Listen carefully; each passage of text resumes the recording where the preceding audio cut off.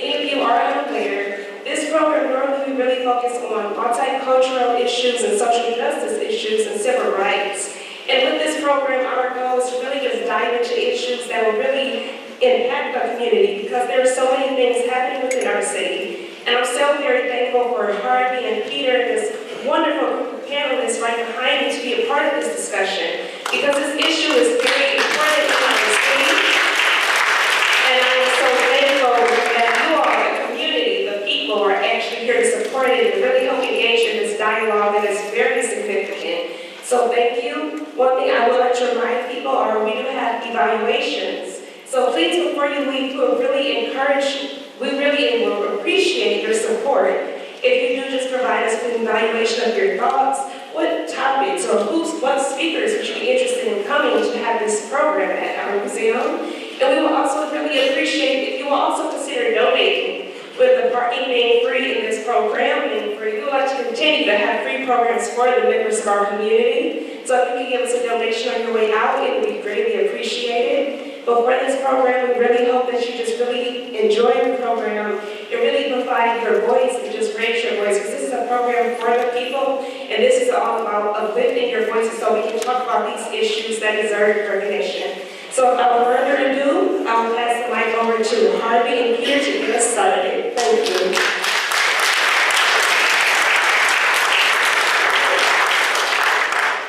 This is, last time Peter and I were here was 2 years ago. Here, there was the 50th anniversary of the 50th anniversary of the 5th State Music Week that we started then. And in this room, this is for the exhibit. It's good to be back. And thank you, Charmaine, and the Detroit Historical Society Museum, and for the Third Thursday series. What a remarkable standing room only series. Bravo. If anybody needs seats, by the way, back there are 3 seats in this row, and every row has got at least 2 empty chairs. So we'll forgive you for looking. Welcome to our new gigs, as Charmaine said. It's supposed to be downstairs, but word got out, and we ended up being in a place in the museum that could host this many people. And thank you for coming tonight, because we do see audience participation as a key part of this program. By the way, I'm Harvey. This is for those of you who we've never met. Well, some people don't know.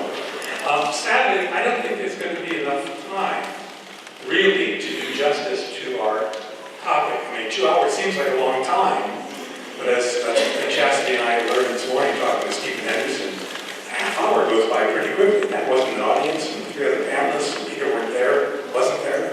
So, one way I think we can help move the evening forward and give you all time to participate is to stretch the time out by focusing on how we're going to structure this conversation. Rather than talk about everything we need to talk about, the city of Detroit, the gentrification, and the impact of what's going on here, Midtown, and Detroit, downtown, with the rest of the community, the rest of the city, we're obviously going to have to touch on that. But I think we can all agree that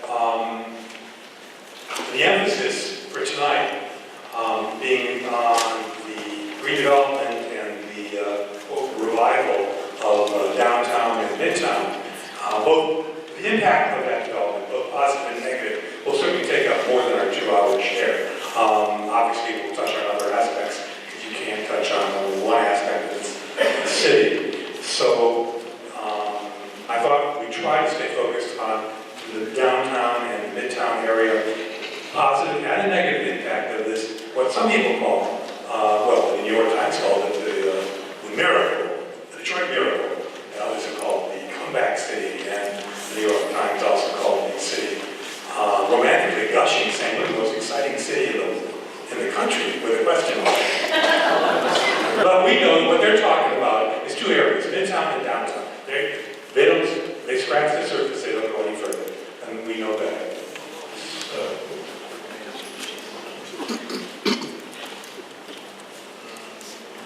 Really, our focus before I hand this over to Peter is, yes? Could you stand up when you're speaking so everybody back there can see you?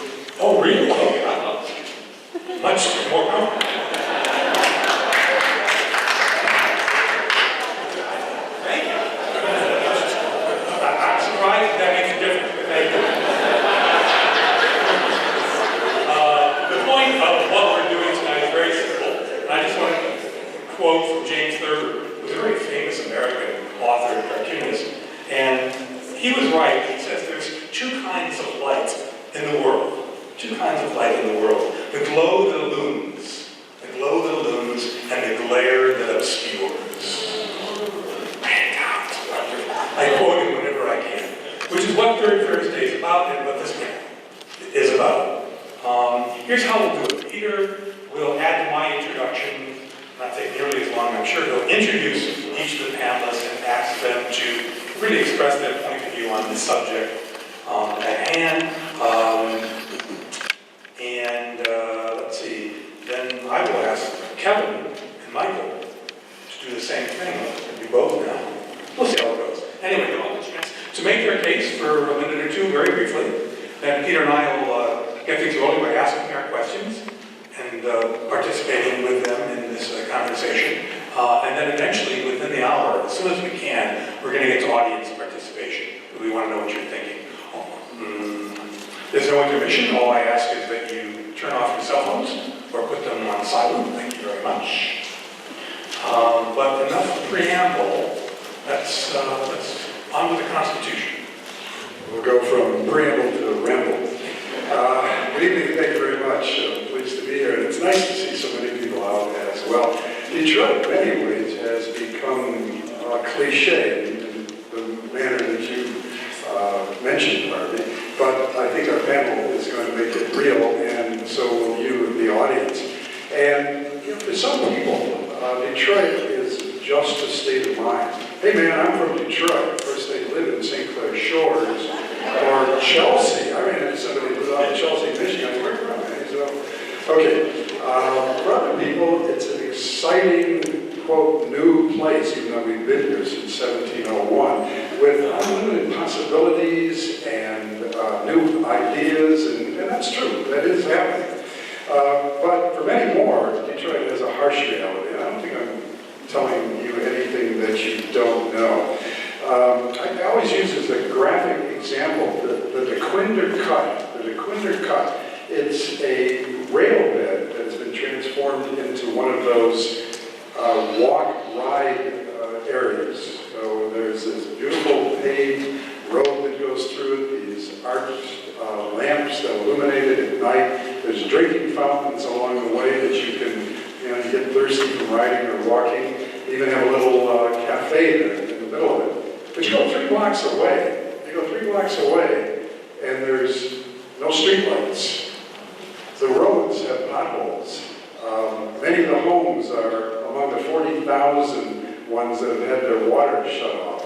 So this divergence is something that has to be looked at. At the beginning of the DeQuinder Cut by the river on Atwater, there's expensive new townhouses and condos. I don't know if you're like me, every time you go down the street, there's a new restaurant or a new set of dwellings being built. And I think the question is, and I think our panel will address that, can we create a city where the extremes aren't Desolation Row and Pleasantville? And I think that's what's going to need to be addressed, and I think our panel is going to do that aptly. So we are going to ask, okay, I see, I get it. We have seats here, 6 seats for those of you who are standing. 1 here, 2 here, 2 there, 2 there. If anyone needs seats, come on down. We won't be offended. It's not a movie theater. There you go. Let's see if I'm back on that. All right, I think Brenda was going to introduce all the panels. This is a panel, though, that has a lot of props, so that would take up a bit of time. So I think I'm going to do it as I go along. And does anybody on the ends want to go first? All right.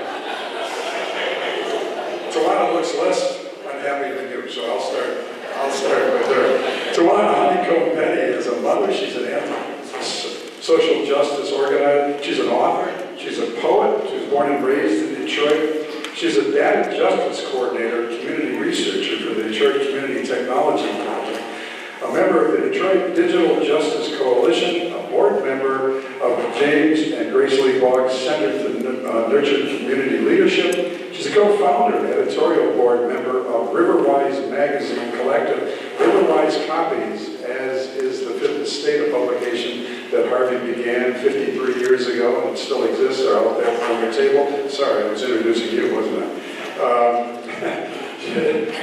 She's the founder and director of Petty Propolis and co-lead of our data project, three-city participatory research project focused on the ways our community's digital information is collected, stored, and shared. She has written 4 books, researched appeared on television and radio programs, and writings, and is featured in numerous publications.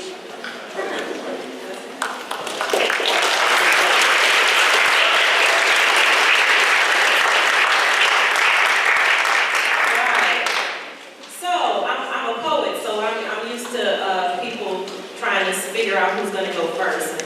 I just typically volunteer.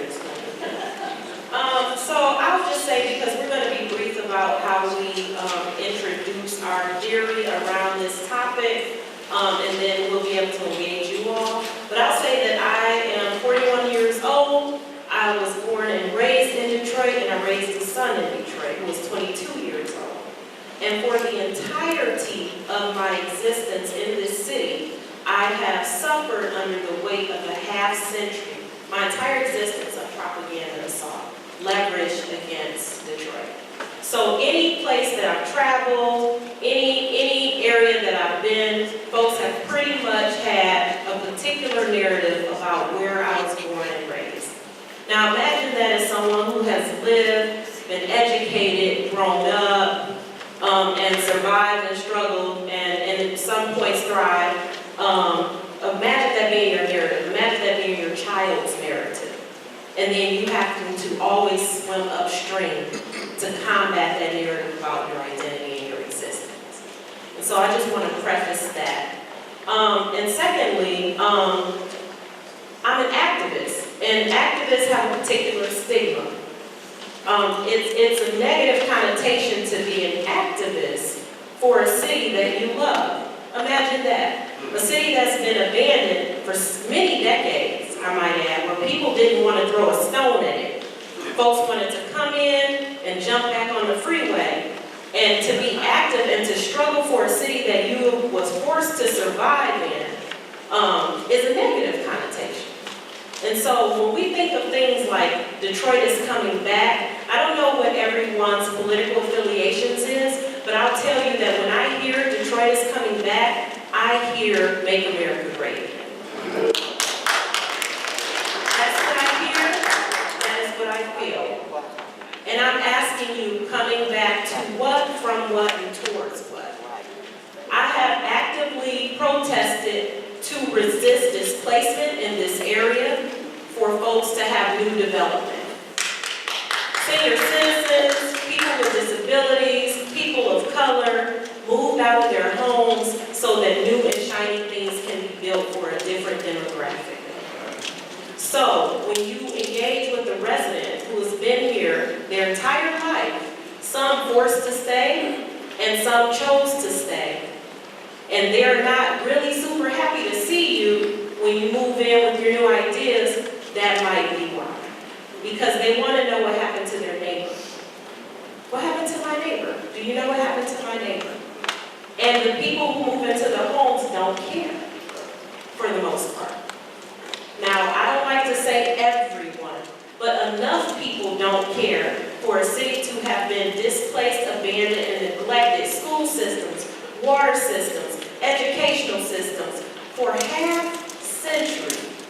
And then we get 5 years of a reprieve in the media. There have been movies where the running joke was take them to Detroit as a punishment. And many people sat back and allowed for that to happen. And so I want you to be thinking thinking about when you get pushback from residents who have been creating alternatives, who have been figuring out how to cooperatively grow food because they didn't have grocery stores, who have been setting up emergency water stations because houses have been shut off in the hundreds of thousands. At one point, there was an equivalent number of people in Detroit without water than there was people who had poison water in Flint. So when you have people in the city who have been making a way out of no way, who have been doing community production, who have been creating art to try to dispel the negative narrative around their city, engage them with a little more humanity. At the very least, you might find that you'll have some co-conspirators in the development of the city if people feel like they're not invisibilized and marginalized. And so I'll leave it there and defer to my other panelists.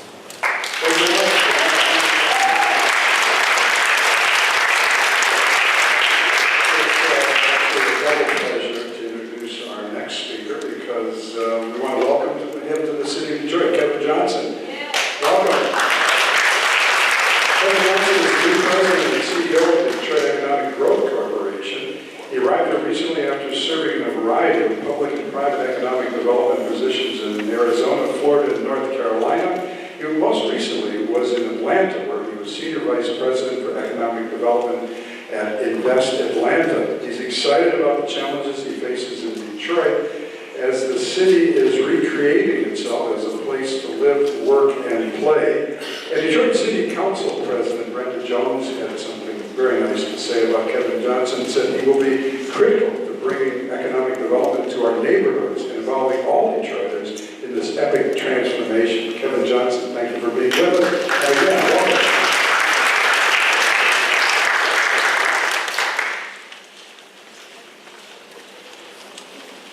Thank you for the opportunity to share a few thoughts with you regarding what our role is in the Detroit Economic Growth Corporation.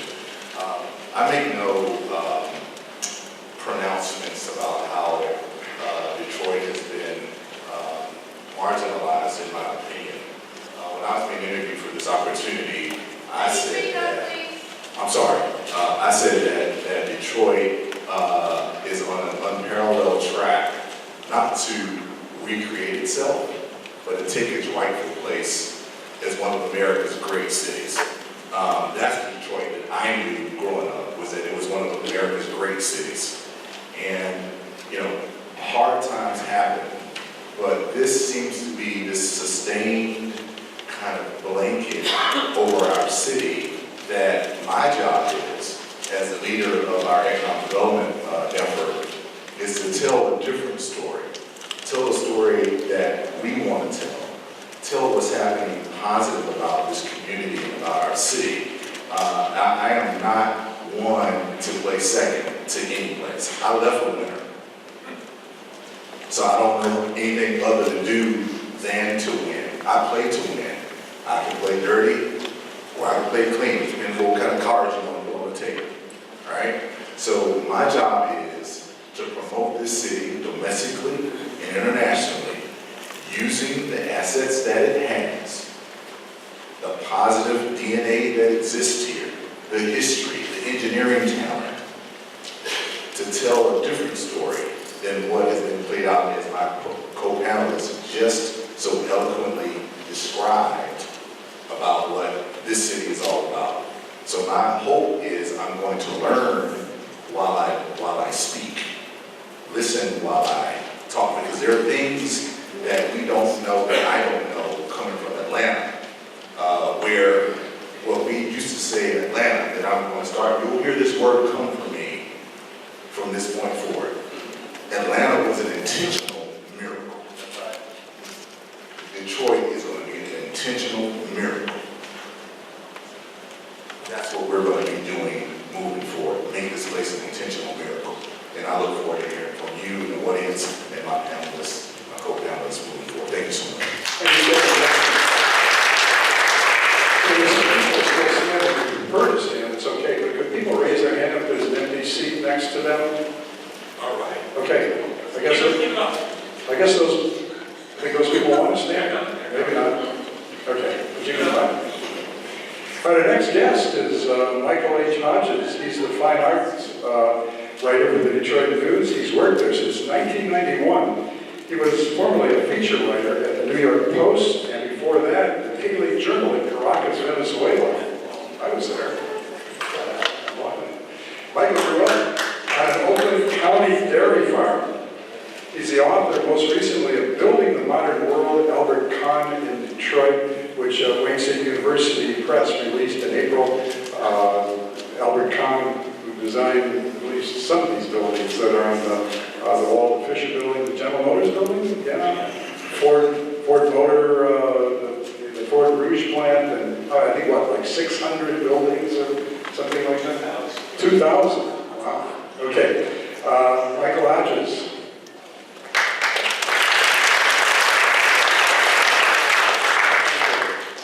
Is this working? Yes, I think it is. So I wanted quickly just to touch on what Tawana remarked on, the sort of ugly public relations that Detroit had for so many decades, in which the national media just seemed to be thrilled, sort of goose at every opportunity to remind people what a bunch of losers lived in this area and how we had screwed everything up, both our industries and our town. And that was the narrative for a long time. One of the pleasures of traveling around the country, though, now is if I bump into people, especially younger people, and it comes out that I have some connection to Detroit, you used to get a polite sneer. And now a lot of times I get, oh God, I hear Detroit's really cool. Well, kind of messed up, but really, really cool. And this is a sea change. There is at least curiosity and interest in Detroit, a city which had been shunned for so long. And I think much the same is true with the people moving in and the kids moving in. Their grandparents may have shunned the city. They got out. My people, by the way, were driven out by the Great Depression in 1932. But now, like the grandchildren or great-grandchildren of some of those people who bailed on Detroit are coming back. And they're not just coming back for the cheap real estate. They're coming back because there is an image and a romance and a myth to Detroit, or mythology to Detroit, that separates it from most other big cities in the United States. Why is there interest in Detroit? Why is the New York Times over-reporting on Detroit and not Cleveland, say, another great city? Because this is a mythic city in ways that are larger than most other places. I have a few quick remarks. Nothing good will ever happen in the distressed neighborhoods of this city until the city has a tax base. This is the United States. It all comes down to money.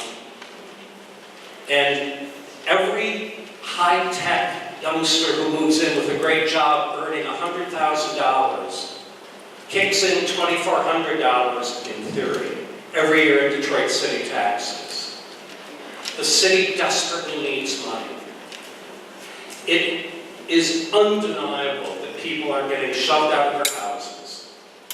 The best example I have is the Albert in Capitol Park, which, by the way, is a nice building. But when the redevelopers went in there, as I understand it, a bunch of old people who had been told they could live there forever got pushed out and did not get checks to accompany them.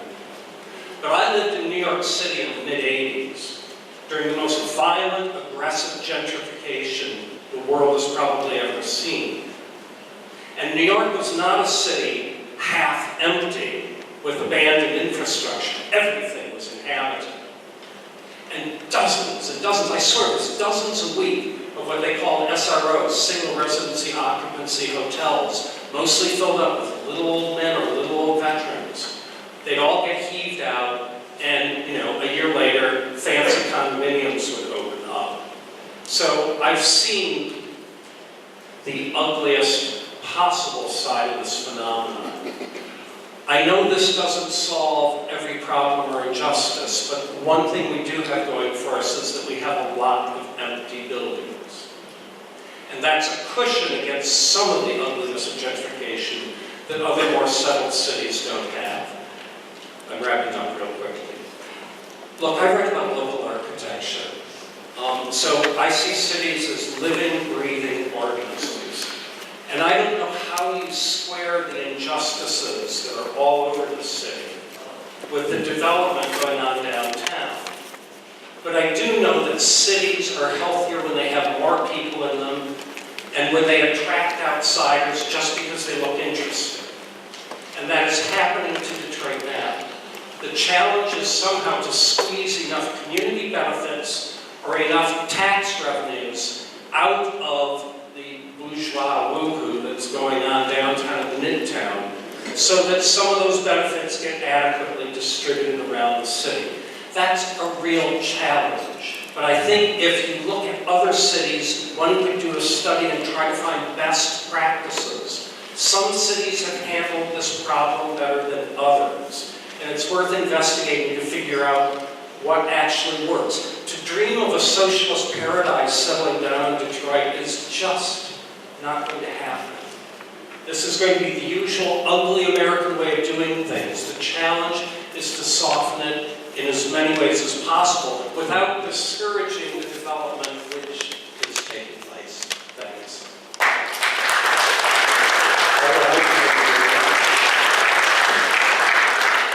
Next speaker, our final speaker, until Harvey and I will be asking a few questions, then we're going to be opening it up to you, is Chastity Pratt Dawsey.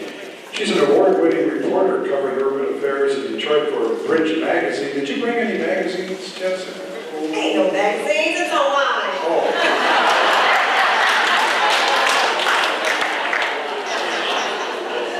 There must not be a subscriber. Harvey and I are so 20th century. I'm sorry. Am I blushing? Okay. Anyways, Chastity has spent half of her career impacting the educational landscape in Detroit while reporting on the Detroit schools for the Detroit Free Press. As a staffer at Bridge, she's a contributor to the book, The Intersection, a retrospective of the 1967 uprising in Detroit. Her work has appeared in USA Today, Essence Magazine, and the New York Times. Thank you very much for joining us.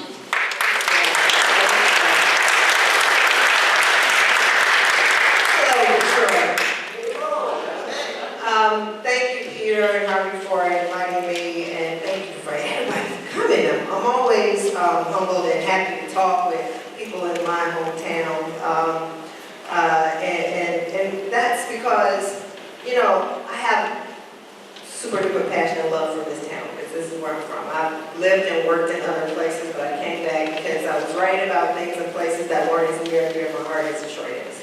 So I'm so glad to be writing about Detroit, especially in these historic times. And, you know, I think, I look out here and I see Jamon, I see Dr. Carl, I see people who know way more about Detroit and how we got here than I do. However, I hope tonight that as a native and a journalist that I can push you guys to really think, ask some questions, present some facts that will push us all towards talking about solutions.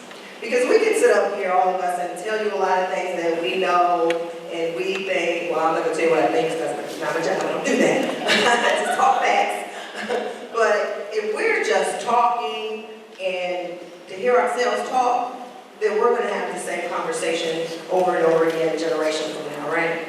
So I would hope that we leave here tonight thinking about, number one, if this is, you know, if there are two Detroits, what are those two Detroits? I mean, because cities change, right? History changes, generational issues and cultural issues evolve. And here in Detroit, we've always had two cities, us versus them, right? White folks versus black folks. Labor versus business. Always poor versus rich, right? Then it became, you know, people who are leaving the city versus people who are staying. Suburban people versus city people. This whole idea of two Detroits is nothing new. However, if we're having the same conversation a generation from now, then, you know, something's wrong. So, my questions in conversation will be towards hoping that we define, okay, if we are two Detroits, what is it? Is it millennials versus baby boomers? Is it, you know, the newcomers versus the city? What are the two Detroits now? And not only that, but It is the system of two Detroits, one that's discriminatory, prejudice, picks winners and losers through our institutions. Is it institutionalized? And more importantly, if any of that is true, what the hell are we gonna do about it? So, we all here have a wealth of knowledge and, institutional information and data about the city, and you have yours as well. But I would challenge us all to think, if we are a city of two Detroits, what are those two Detroits now? Is it institutionalized, picking winners and losers? Are we okay with that? And if not, where do we go from here? So, let's talk. This is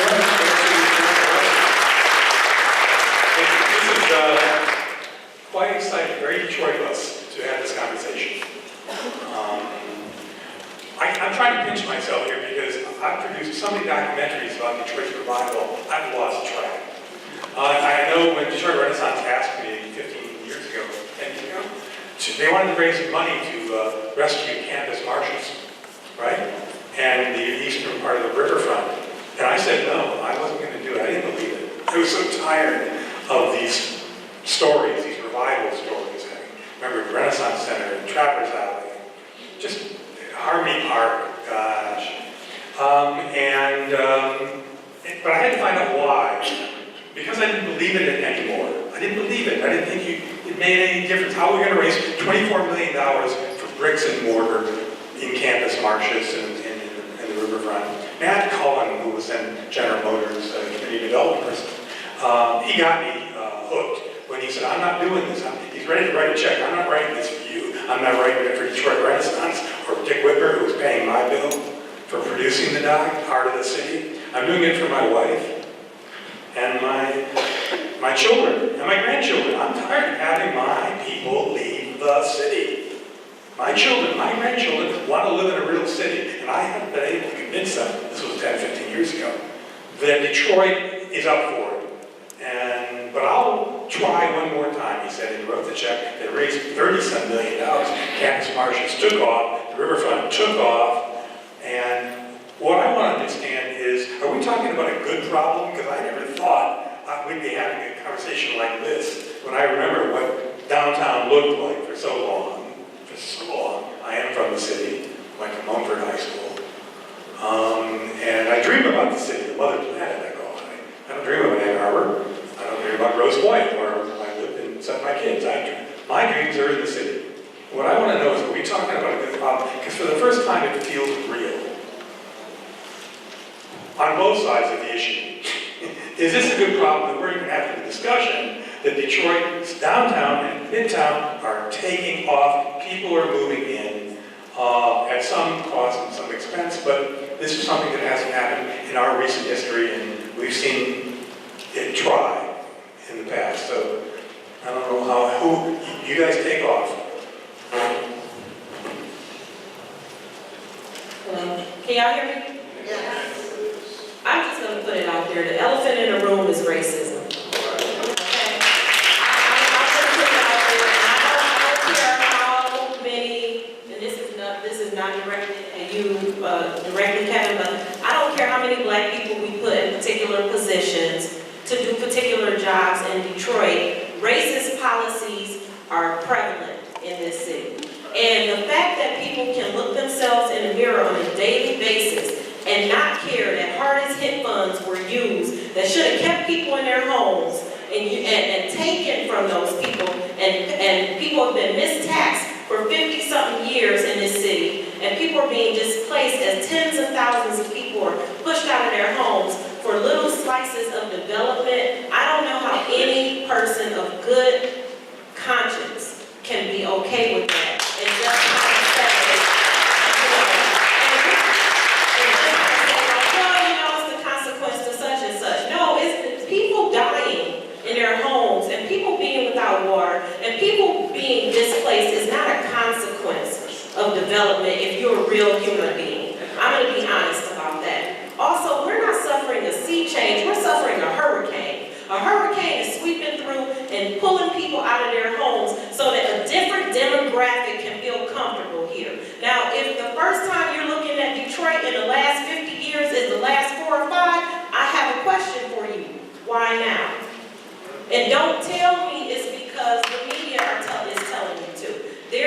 demographic shift. White people are moving into the city for particular reasons, and I want us to be honest about those reasons.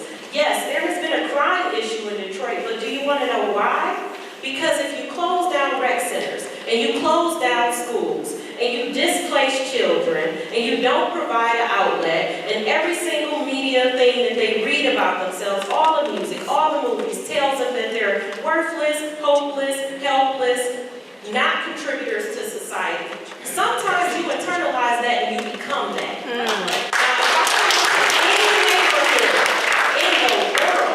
And I replace it with the media and the type of treatment that Detroiters have faced for a half century. Any community, I don't care what demographic you are, I can guarantee you that it's going to produce that in your community. I can guarantee you that. Some of us turn on the TV and we see ourselves in a positive light. Some of us turn on the news and we see ourselves in a positive light. Others don't. And that's very real. We have had taxpayers pay for choo-choo trains when they can't even have schools open. We've had taxpayers pay for stadiums when they don't even participate in life.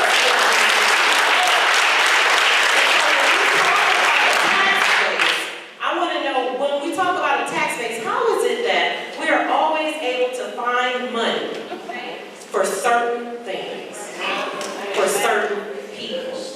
So I really want us to have, if we're going to be real, like Chastity said, but we're going to talk about solutions, we have to unearth the very real current that is harming human beings. We're getting a jail on the east side. We're getting a jail on the east side, but they steadily closing down schools. Not even investing in the school system. If you've been here more than 10 years of your life, if you anything older than 10, you know that that's not a solution. So when we sit back at the team,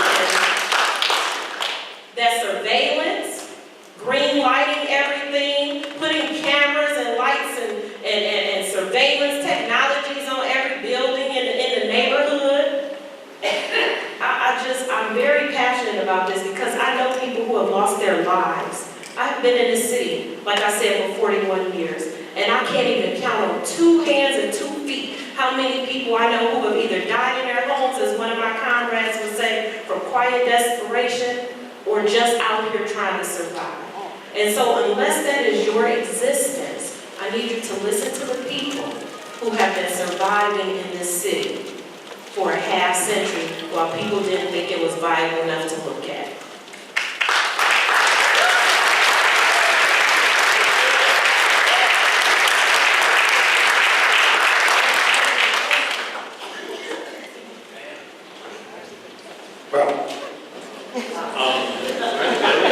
I was going to say, I posed, is there an alternative between Desolation Row and Pleasantville? And Michael, you mentioned is there an alternative between, well, you said the socialist paradise is not possible, but instead we're going to have to be doing it in terms of the definition of capitalism. Maybe you could speak to that. Well, that's sort of the straitjacket we're in. Maybe we can reinvent a new economic system here. Sounds good. Yeah, it sounds good. It sounds good, but investing a lot of hope in some of these things just leaves you disappointed and angry. They're the way things work, and some of them are ugly. Again, the advantage of having the affluent middle class return is if you can tax them adequately.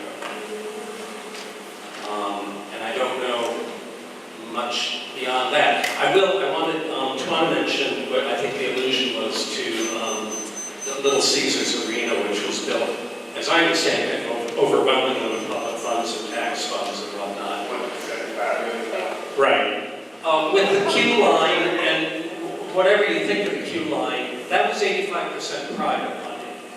So in fact, 15% was Eventually they want the public to take it over. And as happens with every sort of transit, they have money for about 5 to 10 years to keep it running. This is not an endorsement of it, but it was private money. You can't tell people where they can spend their private money.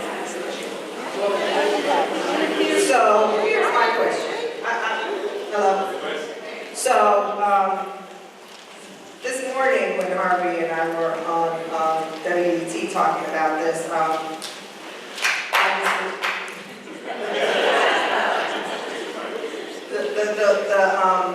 The point that we really spoke to was this whole idea that Detroit, the two Detroits are, you know, the new people coming in and gentrifying the 7.2 miles around Midtown and downtown, and the rest, the neighborhoods versus the, you know, 7.2. That's been the common thread, the common, you know, theme, that that's the two Detroits. And so the thing that I say a lot when this conversation comes up is people say, oh, the 7.2 miles around Detroit Midtown is being revised, Detroit is on the comeback. No. Cut it out. That's 7.2 miles. That is being revitalized. True. But, you know, the rest of the city, first off, the city is not grass and dirt and streets and roads and people, right? Detroit is made of people, 600,000 people. And most of those people don't live in the 7.2, and they will not be part of the comeback until we see jobs come back. Am I lying? That's right. You know, tax base, yes, tax base provides the revenue to provide services. However, if you have people who are just renters, they're not paying property taxes, and they're 40% of them are in poverty, then of course that is a weight on the city. So my conversation is always, look, when the people of the city of Detroit, you know, are educated better, get better jobs, have better income, then that produces a boom for everyone, right? And the other thing to talk about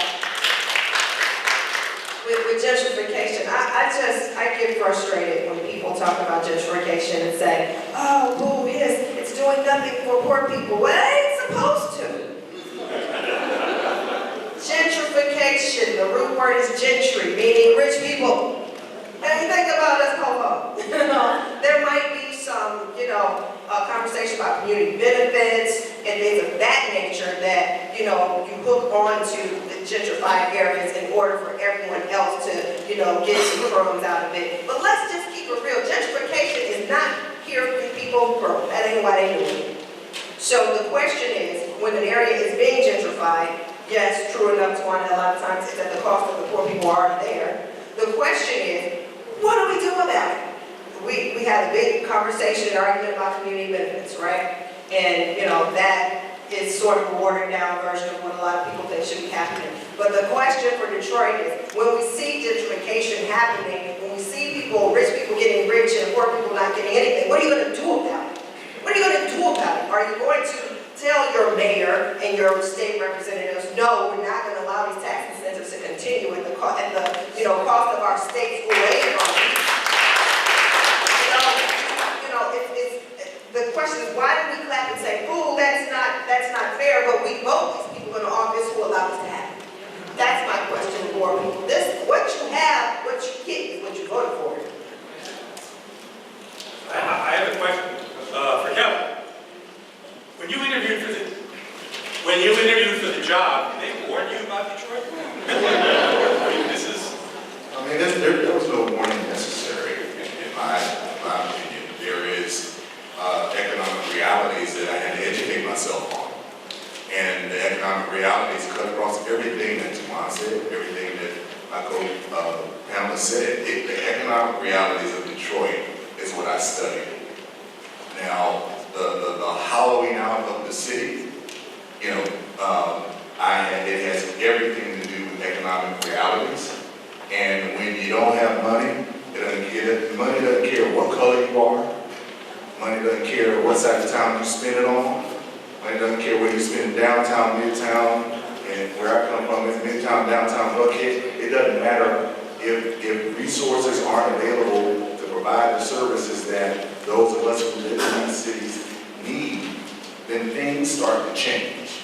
And most of those things that start to change are negative. So if you go all the way back to the 50s, when this thing started to shift, I'm willing to bet, without a whole bunch of studying, follow the money. And when you follow the money, you answer all these questions and all these systemic issues that have been going on in this city and others. So Detroit, don't think we're by ourselves. right? I just left the town. Trust me when I tell you, I just left the town. They had some of these same issues that we're facing right now. So you're not on an island. You know, what we need to try to figure out is how do you take the momentum, and it is considerable, momentum of a re-interest in Detroit. I don't know, you know, who's coming back from the suburbs and what kind of, how old the kids were, and, you know, why they want to live downtown around all these amenities that's coming up, and who can afford to go to Lulu Mama and pay $50 bras, and all that. I don't know about all that.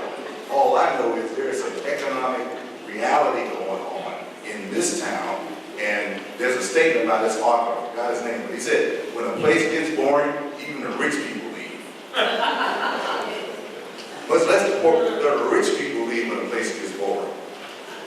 This place is exciting for some people, and they are reacting to it. And unfortunately, and why we're here having this conversation is because displacement is a hard reality of the economic success curse that's going on. Right? It's hard. And we're in a country that really don't care how hard it is as long as the resources are flowing. So my job is, they pay me to go out and find new opportunities, new jobs, new investment for this city, whether it's in the neighborhoods, or midtown, or downtown. And that's what I'm driving to do when I'm telling a different story about our community and about our city that I think has been told before. So that is where, if we want to have an economic reality conversation, I'm going to start there, because I think that leads us to the resources, the answers to some of the questions that we're trying to face right now. So my question is, what we know about the 7.2, where is growth and development happening next, and is it dependent on importing people with money to Detroit? No, it doesn't depend on that. I'll tell you what the employer is looking for, and we can figure out whether they can get it here or whether they have to import it. So if I'm successful at my job, the next question, usually the first question, and I'm telling you from the field, this is not airborne, this is infantry. So I'm telling you from the ground what's going on. They asked me two questions. One, how much is the real estate? Two, can I find the labor that I need to fulfill the obligations of me keeping my company running? And if it's in Detroit City, I'll hire it. But if it's not in Detroit City, I'm going to recruit it and find it. Point blank, period. So that's the answer to your question. No, wasn't it? But no, my question was where, outside of 7.2, where do you see growth coming to next in Detroit? Oh, in Detroit? Yeah. Well, you know, one of the things that we have to do at DGC is we have a land assembly function here, which gives us the real estate that we need in order to bring and put those companies in the city limits of Detroit. So whether that is places around, you know, the I-94 industrial park, places in downtown, whether it's office spaces that are being built in the downtown and midtown areas, that is where we see the opportunities coming. Neighborhood development is critical, but where the concentration of the types of companies that are interested in coming into Detroit, they're going to find where the real estate is. So that's, you know, can I tell you it's going to be an 8-mile and Wilson? Can't tell you that. Okay, so tell me this, and then I'm going to move on. What about Ford coming to the train station? Is that going to be as big a deal as everybody's selling it as? Well, so when you say 5,000 employees, I think that's kind of significant. When you say $700 million worth of redevelopment, I kind of think that's kind of significant. I kind of think that has a rippling and multiplier effect to a part of town that when I came here in 2013, you know, and drove through Corktown, I could have shot a shotgun and didn't hit a soul. Right. So I think when you have those kind of transformational developments, it has a multiplier effect, and I think that's only good. Right. If you all don't want the $700 million development, man. Now see, ain't nobody say that.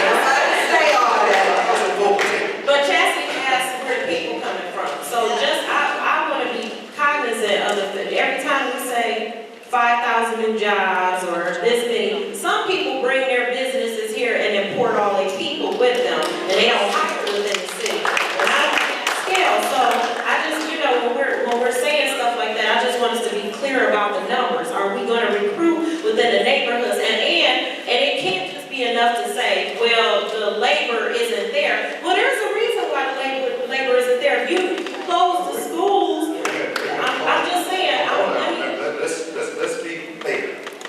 look at Amazon. Let's talk about Amazon. Many of the reasons why, whether he was on the deal or not, many of the reasons why they didn't come here was the same reasons why activists have been fighting for talent, jobs, education. So some of the stuff that we've been displaced and abandoned around have backfired on development. So some of the things that we've been arguing and ostracized about, struggling for the city, people don't want to come here because we don't have what we've been displaced from. And so I'm just saying, let's just be honest about who the jobs are going to, who the housing's going to. And I'm going to say one more thing. At the same time, all this media around coming back is out there. We have just been listed as the most stressed out city in the United States of America. Who you think they're talking about? Let's be honest. Who do we think they're talking about when they say the most stressed out? People not sleeping, not affordable housing, not affordable water, not an educational system. That's in the mass media at the same time we're talking about a comeback. Let me raise that.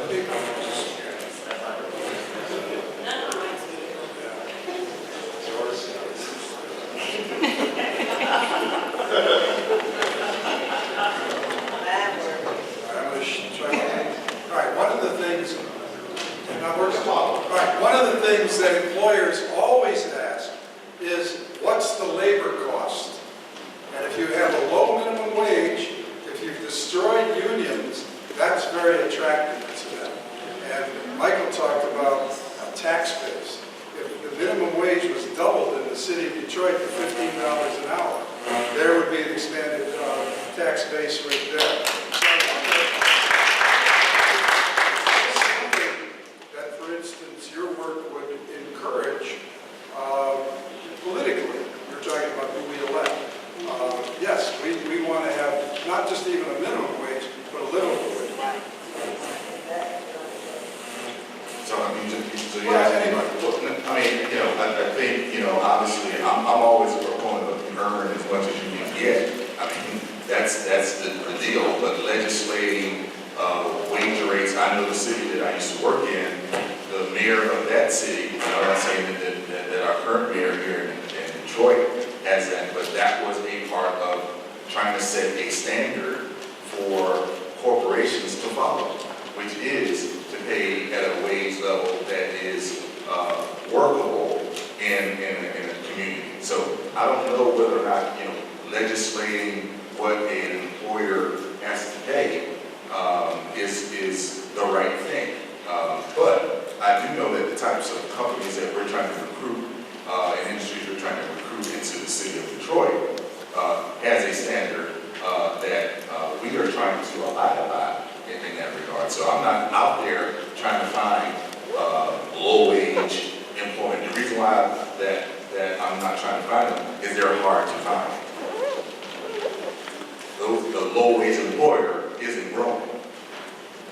So we're looking for industries of the future, opportunities in the future. That's what we're after, because that's what's going to sustain any city, not just this, but all cities across America. Thanks, Kevin. Equal time, I said we had our hour, and now it's time for your hour. But here's how we have to do it. Raise your hand. Peter and I will call on you. Charnay will find the mic. She's got the mic. She'll find you. Don't try talking until she finds you. And then stand up. And if you want to care to announce your name, that'll be fine. Also, we encourage you to be specific and brief, giving as many people the time that they need to ask their questions.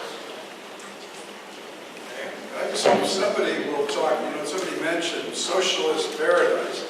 And socialist is so fragrant. How about just social paradise? What about a vision of how we really like to live? Right?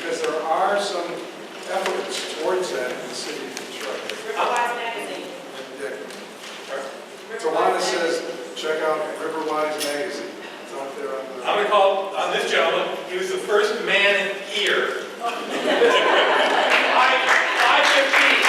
5:15. So you're in time, sir. Get them like it works. No, that's all.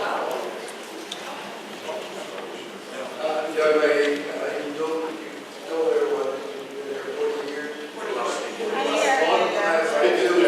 All his life, I do an animal. Be a blessing to be cursed.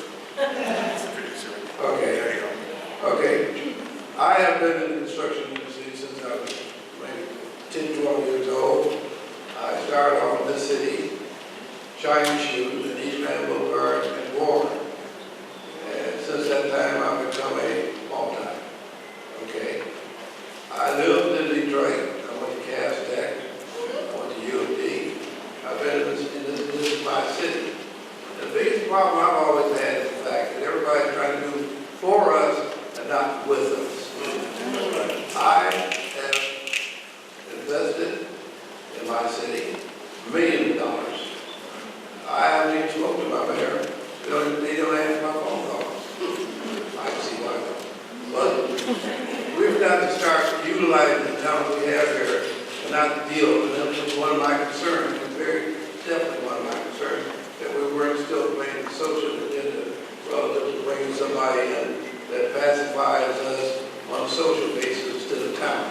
I'm looking for talent. I don't give a damn what color. I'm tall, I'm short. I'm looking for talent to come into the city. We've done ourselves a disservice. I love this city. I've done other places, I've been across the state. I have a reputation national, I think, for some of the things I've done. But this city has got to start trying to do for us, and I say that as a black man. Stop trying to do for us, start working with us, and we'll get the city. We got talent.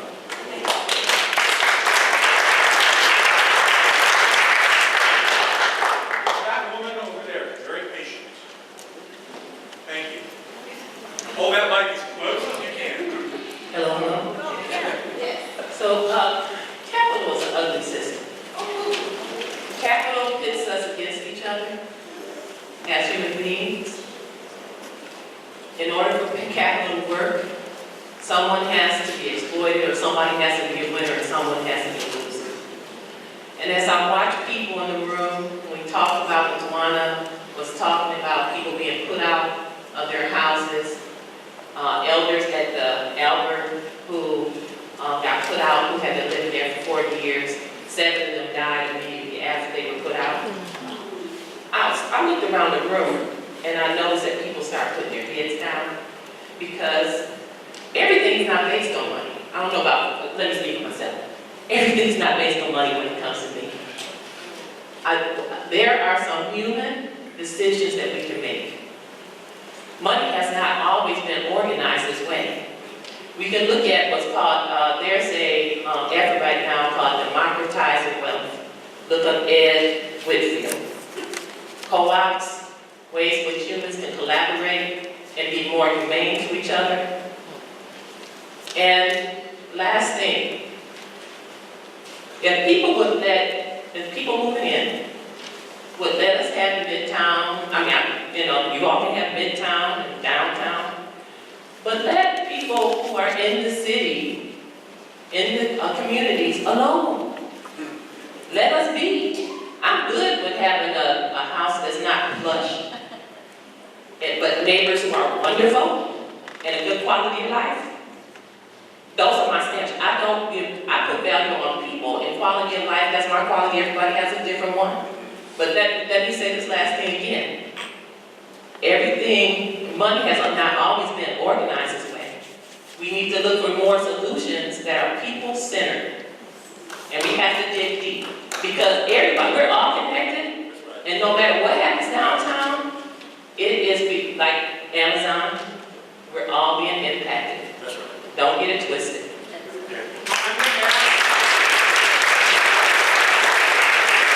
I'm going to ask you if you can find a question in your statement, if we can, because these folks are here to talk. It's a rare opportunity. Yes, sir. It's right here. Right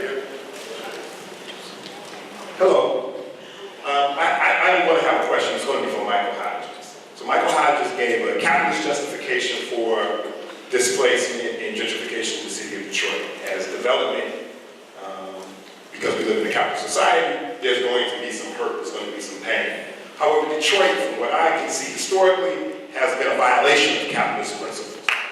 So capitalism doesn't explain Detroit.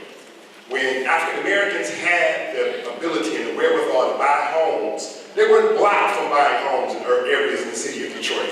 So housing discrimination is a violation of capitalist principles. And African Americans, whether they had the money or not, could not move or buy property in certain areas. That's a violation of capitalist principles. The other thing is when African Americans owned 350 black-owned businesses in an area that was known as Paradise Valley, you had African Americans who were millionaires. They were developers. Detroit's downtown would be an addition of Paradise Valley today. But the federal government, in conjunction with the city government, built a freeway right through there. This is a violation of capitalist principles. When money today, $275 million, is given to the second wealthiest Michigander, that's a violation of capitalist principles. Capitalism doesn't explain why you give taxpayer money to a billionaire. And then the last thing I want to say on this violation of capitalist principles, because that's what we see, that's what Detroit represents. It's not capitalism that explains this, is that for us to say that people who are wealthy, are able to do more things, well, again, Detroit, during the Great Depression, African Americans who had some money because of their connection to Paradise Valley saved the Detroit Symphony Orchestra Hall, which was going to be destroyed because the orchestra had closed because donors stopped giving money during the Great Depression. And they saved it, and it became the Paradise Theater. Right down the street from it was the 5-star black-owned hotel, the Gotham. The Gotham was destroyed when the city said they were taking the land by eminent domain to extend the Detroit Medical Center. The site where that 5-star black-owned hotel, it's nothing been built on it since 1963. Amen. So you had this 5-star hotel that was destroyed because of the extension of Detroit Medical Center. Detroit Medical Center ain't extended yet to that spot. So the point I'm going to make, and I want to see if you're going to readjust your statement about capitalism explaining all of this. Because what I see is something that is beyond capitalism. It didn't work for capitalism, didn't work for African Americans trying to buy homes. It didn't work for the establishment of Paradise Valley as a black business district. It didn't work for this 5-star black-owned hotel. And I could go on and on. How the development in the city of Detroit violates capitalist principles all the time. But it never violates them on behalf of black people.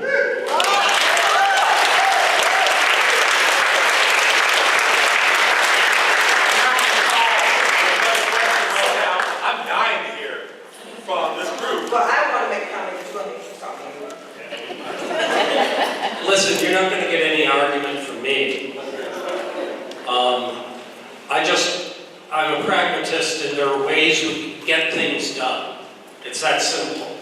The demolition of Hastings Street and that entire commercial culture that existed there is, one of the principal ugly things that we've seen. But black folks can buy houses now. I mean, the improvements may seem marginal, but there are improvements. Giving $275 million to really rich white guys, I don't know. It's ugly. It's ugly. I think the only thing people can do is get out, join organizations, do political work, try to push the world that you want, and envision a much better future. But don't cling to fantasies, because this country will break your heart. Can Kevin help you? Can Kevin, I think so. There is, it's interesting to hear you talk through all of those moments, and because I had the good fortune of living around the United States, I could drop you in Atlanta, Georgia, you get that same speech, and you get the same amount of applause. I can drop you in Charlotte, North Carolina, you get the same speech, the same amount of applause. So you're not gonna, I don't have a counterpunch to that, because I'm a product of that. I'm from South Carolina. So So let's be clear. You know, some of the stuff that you all are talking about now, I'm actually stunned. See, where I'm from, this is the north. Where I'm from. So let's be real clear what I'm trying to tell you. This is where I'm from, this is the north. So some of the stuff y'all talking about, we had this conversation back in the 70s. Alright? And I told you before I got started, I said Atlanta, Georgia was an intentional miracle. That doesn't mean that some of the things you just talked about, you're talking about $275 million for an arena. Atlanta, Georgia voted on a hotel-motel tax that my organization approved to give Arthur Blank $275 million to build a $1.4 billion stadium, the most architecturally beautiful stadium in the world, in my opinion. Gave them $275 million for that, right? With a community benefits plan, by the way. Okay?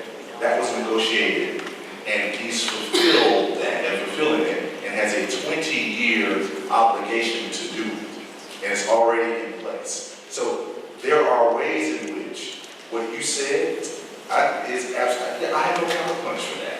Our job is to find opportunities for the citizens of Detroit to improve their quality of life. And you do that by bringing in the kind of jobs that will sustain a community. Because we're talking about community issues, not economic ones. Both economic and community ones, I should say. And so let's be real clear. I'm really surprised at this kind of conversation. If we're still trying to fix this. Yes. All right? So, And I'm sitting there going around the world talking about future development and opportunities, and we're still talking about trying to figure this out. to Detroit. When you say welcome to Detroit, that does not excuse or give us a reason not to try to fix it. All right? I'm not having a pity party with y'all. We're not doing that. We're gonna try to figure out how to make this thing work so we can move it forward. We're gonna make it work. John, to your point, we talked about capitalism, and I know you know Manny Mirable's book, How Capitalism Underdeveloped Black America. So this ain't the first time, it won't be the last, I tell you. I worked in Long Island, New York for some years, which is the bedroom community to New York City, one of the richest two county areas in America, and they were talking about urban renewal, which had plowed through Hempstead and places like that. So we know capitalism underdevelops Black America, and that has happened across the country. But again, the question is, what do we do to prevent it from happening again? And to Kevin's point, we're talking about growth and bringing in jobs. This is your Detroit. What do we need to do? Because you vote the people in who vote for these tax incentives, who vote to give village money, who vote to take money out of school aid fund to do it. What are you going to do to make sure that the community benefits moving forward, and that we can attract the jobs that will allow people to be not renters but home buyers, increase your property tax, increase your property tax revenue, and make everything good again? Can we have both? Can we have capitalism and what you're talking about, and Jamon, kind of what you're talking about too? You can't separate capitalism from racism. And I think, some of y'all don't want to hear me say racism, but I'm going to keep saying racism until we swallow the elephant in the room and get rid of it. And the reason why I keep saying that is because it's not a pity party to stand up for your neighbors. It's not a pity party to try to prevent people from being put out of their homes. It's not a pity party to fight for people to have affordable water. In 5 years, 35% of the world will not be able to afford water. In a minute, it won't be a Detroit issue. It won't be a Flint issue. And then everybody who's not attached to the issues will be figuring out how are we going to survive. And so what we're trying to do is get you to recognize that Detroit is 50 years in the future. You have an opportunity here to not make the same mistake again. You have an opportunity here. And so I love what you said about intentional miracle. I really, really hope that it's an intentional miracle. But the only way to have an intentional miracle is to recognize that capitalism and racism are inextricably linked in this country, in this city, in this state. We're in the most segregated state in the United States. And we cannot have a comeback and the most stressed out people living, coexisting within the city at the same time without repeating 67. And if you don't believe that, pay attention to the rumble under the earth. You have an opportunity. It's up to you to do it. What will it take? What will it take to make this work? When y'all gonna fix y'all schools? Okay. I'm making a list. That's the question. Your turn.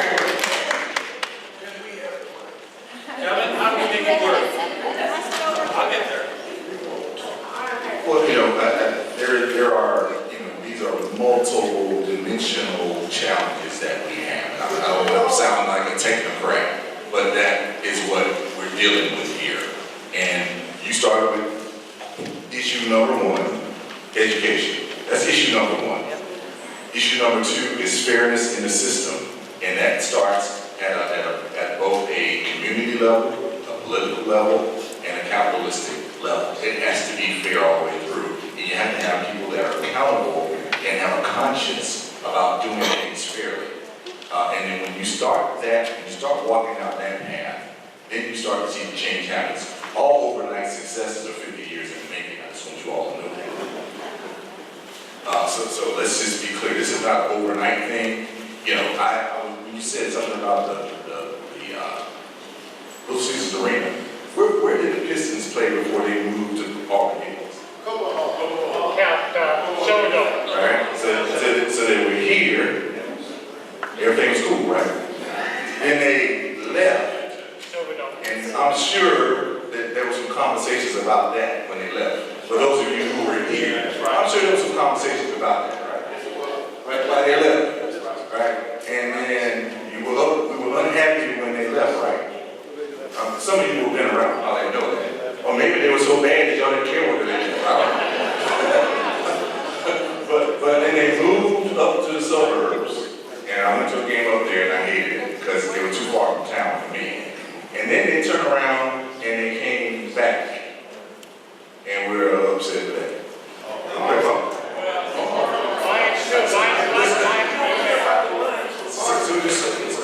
Excuse me? Pardon.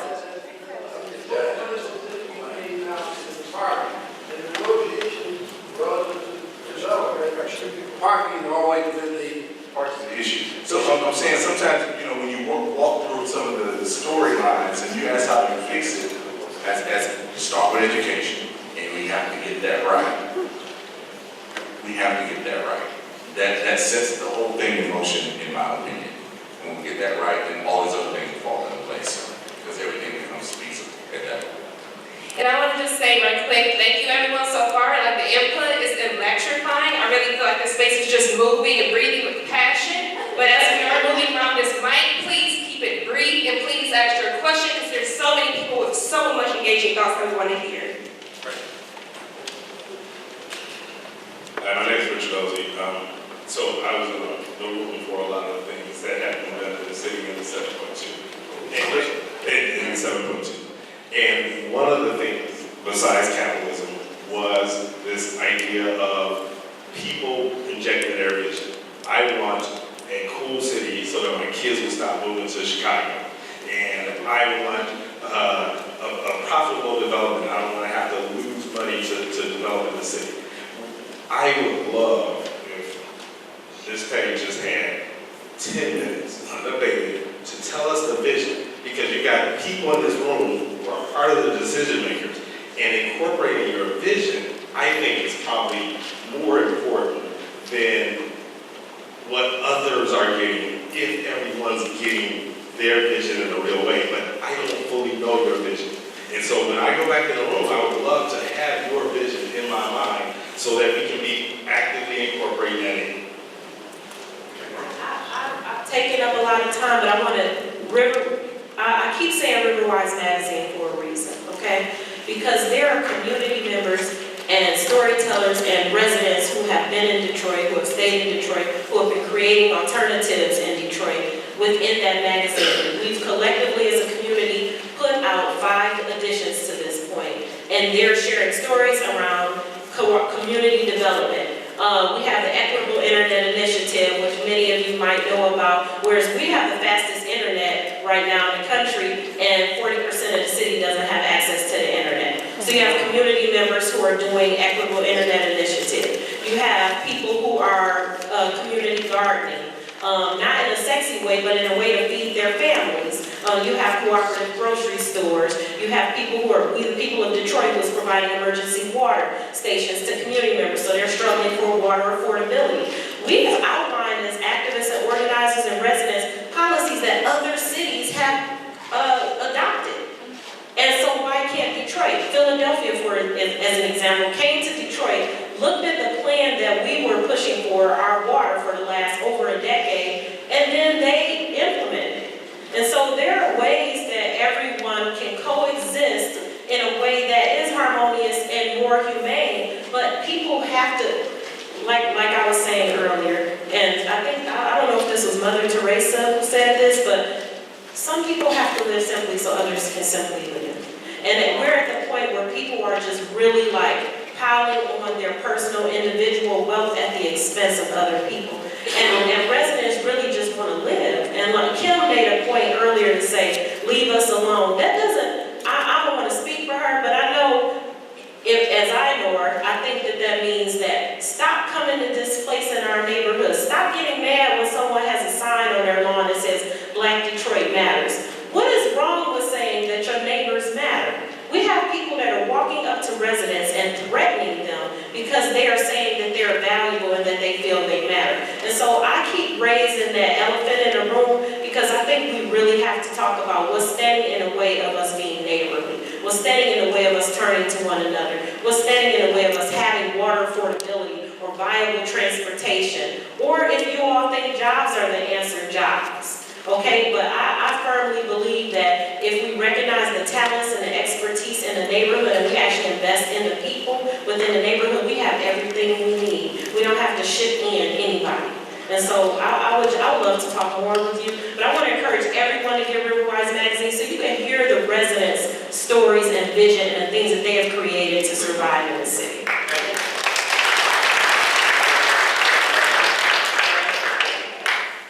Thank you for your patience. We will get to you. Keep it brief. Ask your question if you've got one. Well, it's more of a question. I'm Clifford Sandwich Jr. But my question is that you've been complaining about tax base and time it's going to take to rebuild Detroit. And that's a lot of bull. Because we have the money. All we have to do is divert the trillions of dollars that we're spending on this military machines, and we can rebuild any city we want. And you say 50 years to rebuild Detroit. I think they rebuilt Europe and Japan in what, under 30 years? We've rebuilt whole continents in that time with 1940s technology. So my question is, why can't this be implemented today?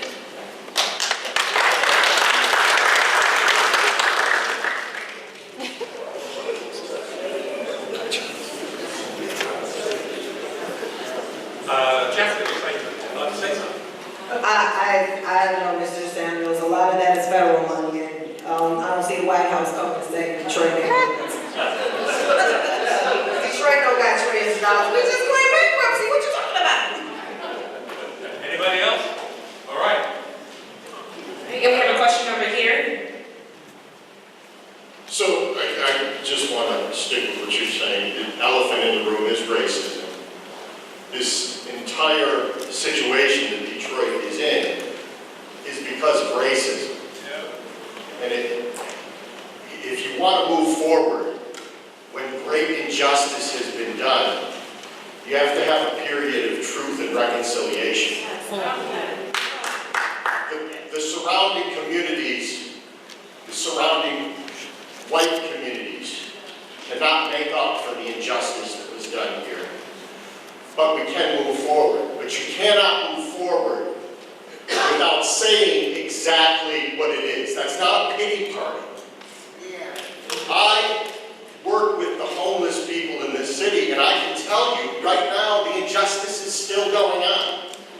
They're getting some money to move in, and they are moving moving the people out and creating greater amounts of homelessness in people of color.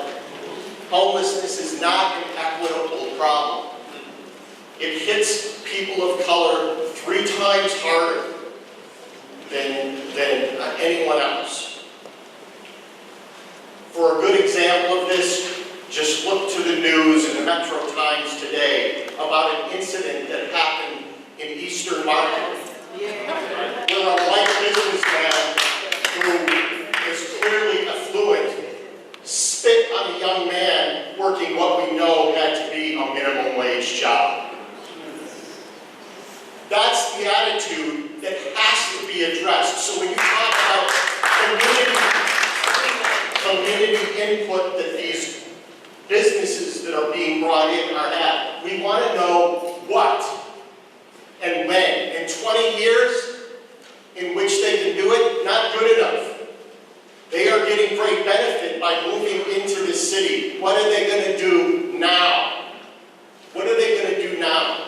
And that's my question, is what are they going to do that's going to have an impact today? Because the people I work with, they die 15 years earlier than everybody else.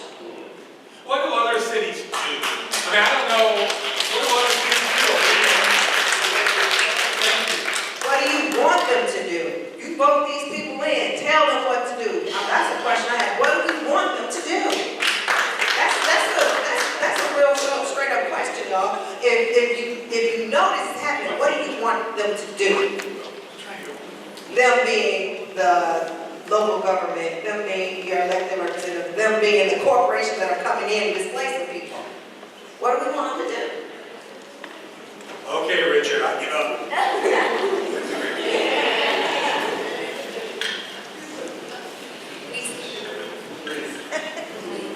I will be brief.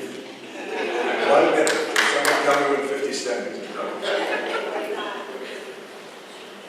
The other elephant in the room is the belief that the JOBs are coming back. And that if you listen to President Obama's speech at the Mandela commemoration yesterday, he cautioned the world to look at the technological permanent underdevelopment displacement that's taking place.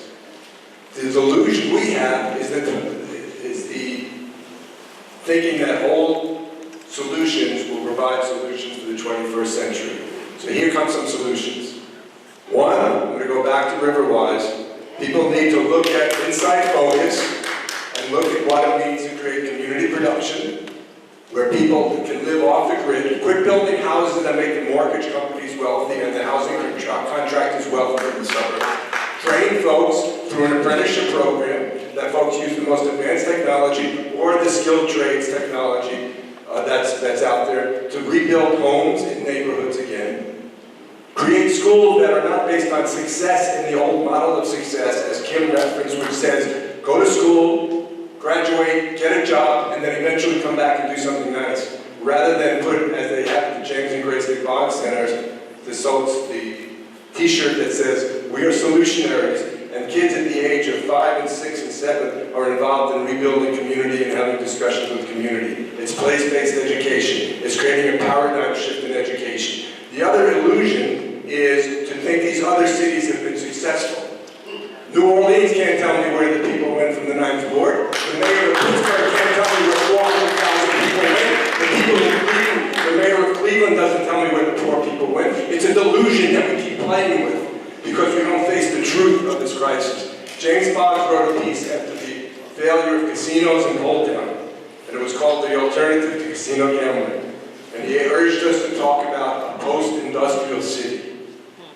And we have the opportunity, and the miracle you're talking about is possible here because Detroit has the land, has the skills, has a history, and a commitment to create something new. Not create the old, which is what downtown will do.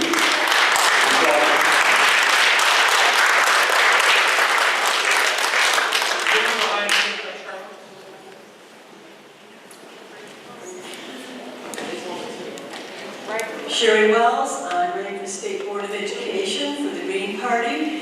the State Board of Education as one of its duties to let the legislatures know what the schools need for money, and they have never given it to them. So I'd like to, other than what they're saying, is vote the people in who will see that the job gets done. And little thing, the opposite of socialism is anti-social.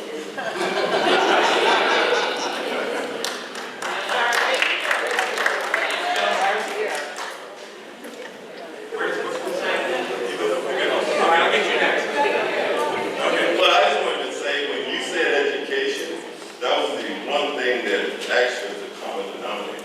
I mean, black people have always been discriminated against. If we were, when we came here, we will be gone. We will be when we're gone. But the one time if you have a problem, you're always going to look for a common denominator. The one common denominator is education. If you're paving floors, then and you don't want to ask somebody, hey, I want a better job. You want to say, give me a ticket to an education. When you train your brain and you improve your brain, everything else will follow. If you don't, at one time, like when I was a kid, our parents always told us, you have to go to school. Because if you don't, then, you're going to be just like I am. At one time, the black race was on that path, but then we got off the path. We were doing really well, but we got off the path. Once you improve the brain, you improve everything else. The job will follow. If you don't like what you're doing in the neighborhood you're in, you will get out. You will go somewhere else and you'll make money. But you will still be discriminated against because you're black. If you're poor, you will be discriminated against if you're rich. If you don't think you will be discriminated when you're rich, look what happened to all the other rich people that have gotten it. So, but my thing is always ask for a ticket for an education. Look at Kalamazoo. The rich people gave everybody who graduated from Kalamazoo a pass to go to college. If you want to get out, if you want to be an activist for something, be an activist for education. That's the only thing that I see will pull us out of where we are. Thank you. So that wasn't a question, but I'm going to inject this. I know from writing about schools for 20 years that the difference between Detroit and every other city that's doing far better than us is the percentage of people who have college attainment, the percentage of people who have got associates, bachelors, etc., the percentage of high school graduates, the average income of a city is directly compatible or attached to the educational attainment of that population. So the fewer educated people you have, the lower the average per capita income. That's just the truth. So if we're saying that Detroit is two cities, rich versus poor, newcomers versus old timers, the economic inequity between those two groups is definitely education based. I mean, I ain't saying ain't no racism. I ain't gonna say that. I ain't stupid. But the measurable the difference between those two Detroits is educational attainment. Before you do that, let me just say there's something I have to say here. The irony of what you just said, and the other elephant in the room is that the white people who are moving back, they're either young and they don't have children, or they're old and they don't have children. Because once they have children and they become teenagers, they disappear in the fog. Okay, so this all, you're right about education. You don't have to tell me. You don't have to tell me that. I started my kids off at Detroit Public Schools when I was writing about the school district, and I left, took my kids to the suburbs, and now my son is going to Harvard. And I don't know that would have happened if I left him in the school that he was in. I educated my son in the school, and he graduated from Howard University with zero debt, and now is attending the University of Chicago Law School. So, with $100,000 scholarship. I went to DPS and I went to Michigan and graduated cum laude. It ain't impossible, but it's less likely. Look at the graduation rate. We know this. Our schools are raggedy. We don't accept that. They won't be better. I agree. So I just want to say I agree with you. And it's cool. There's a difference between education and schooling. Let's be clear on that. And so what they do to Detroit students, for the most part, is school them, test, and those types of things. The kids resisting that. They dropping out of that because they are not being nurtured, they're being told false history, and they're being trained to take tests. The only time the schools, for the most part, look for them is on count day. And so the schools in their neighborhoods are being closed, they're being shipped to other schools in other neighborhoods, and so we can't keep just telling kids to go to school without creating something that nurtures their inherent talents and respects them as human beings. Kids aren't just deciding they don't want to be educated. And so I really, like, that can't be the speech. Just go to school and things will turn out better for you. Thank you very much for that question. Just because we want to keep it moving too, I'm really appreciating and loving this audience so far. So thank you. I've had my arms on, I can hardly hold this mic. My name is Paula Cathcart, and I'm born and raised in Detroit and lived here most of my life. I just want to raise up a couple of things that some of my people I know in this group have said.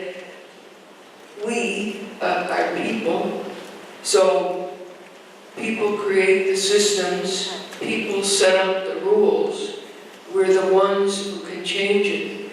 Do you know any place, anywhere, where where governments or anybody is contributing to the growth and development of people, of our consciousness, that we're living in the 21st century, that we are all one?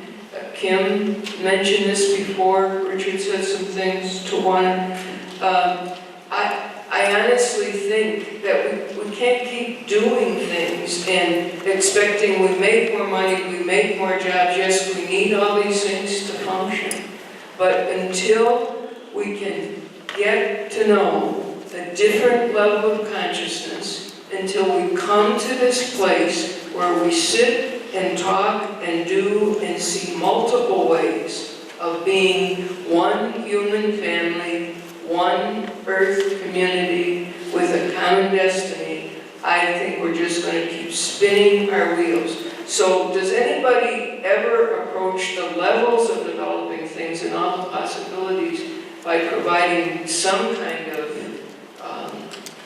education programs, whatever, that focuses on some of this part of who we are as humans are called to be?